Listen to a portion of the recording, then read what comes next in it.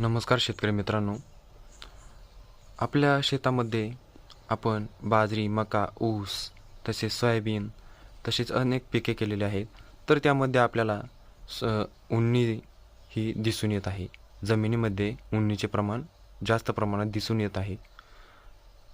तर त्यासाठी आपण ही औषधे सोडायची आहेत.